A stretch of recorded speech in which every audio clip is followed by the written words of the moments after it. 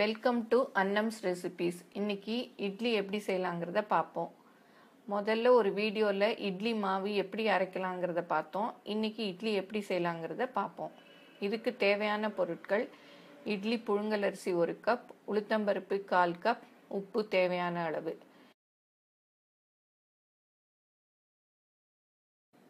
இப்போ எப்படி செய்யலாங்கிறத பார்ப்போம். இட்லி மாவு செய்கிற வீடியோவில் டீட்டெயில்டாக பார்த்தோம். இன்றைக்கி கொஞ்சம் ஷார்ட்டாக பார்ப்போம். இதுக்கு இட்லி புழுங்கலரிசின்னு வாங்கிக்கணும். வாங்கி அதை நல்லா ஒரு 3 தடவை கழுவிக்கணும். அப்போ தான் இட்லி வெள்ளையாக இருக்கும். இதே மாதிரி உளுந்தையும் நல்லா 3 தடவை கழுவிக்கணும். ஒரு 5 மணி நேரம் ஊற வச்சுக்கணும். ஊறினதும் அந்த கிரைண்டரில் உளுந்தை போட்டு தண்ணியை மொத்தமாக ஊற்றாமல் கொஞ்சம் கொஞ்சமாக தெளித்து ஆட்டிக்கணும். நல்லா உளுந்த மாவு பந்து மாதிரி வரணும். அப்போ அதை ஒரு பாத்திரத்தில் தனியாக எடுத்துக்கணும். அப்புறம் அரிசியையும் போட்டு அதுக்கு தேவையான அளவு தண்ணி ஊற்றி அது நல்லா நைஸாகிற வரையும் ஆட்டிக்கணும்.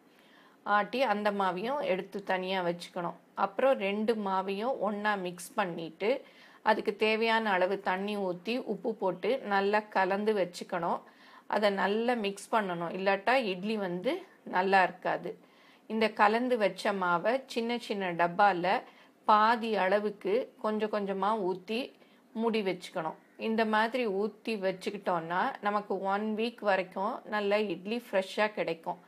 இப்போ வேணுங்கிற ஒரு டப்பாவை எடுத்து நைட்டே வெளியில் வச்சிட்டோன்னா காலையில் அது பொங்கி பாதியாக ஊற்றின மாவு இப்போ பாருங்கள் ஃபுல் டப்பா வந்திருக்கு. இந்த மாதிரி வந்ததும் இதை ஃபுல்லும் ஒரு கரண்டி போட்டு கலக்காமல் மேலாக எடுத்துக்கணும். இட்லி பிளேட்டில் ஒரு ஈரத்துணியை போட்டு அதில் மேலாக இந்த மாவை எடுத்து அந்த குழியில் ஆவி வந்ததும் ஊற்றி வைக்கணும். இதை 10 நிமிஷம் அப்படியே வேக விடணும்.